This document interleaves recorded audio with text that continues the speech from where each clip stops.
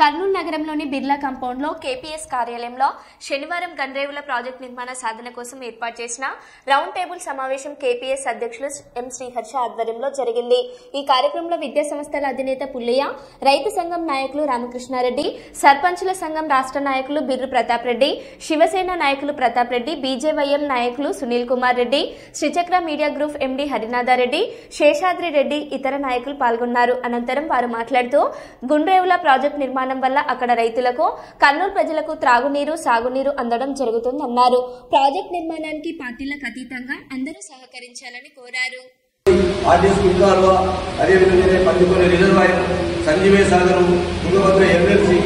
దీనికి సంబంధించి కర్నూలు జిల్లాకు సంబంధించినంత వరకు ఉన్న నీటి అవకాశాలు ఉన్నాయి, వనరులు ఉన్నాయి।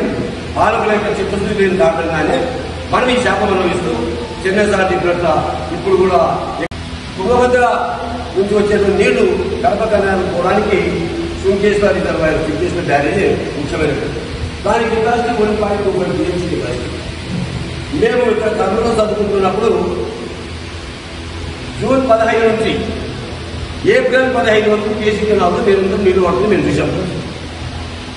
ఇప్పుడు మీరు చూస్తున్నారా? చెన్నై సార్ కానీ చెన్నై సార్ కానీ మీరు చూస్తున్నారా?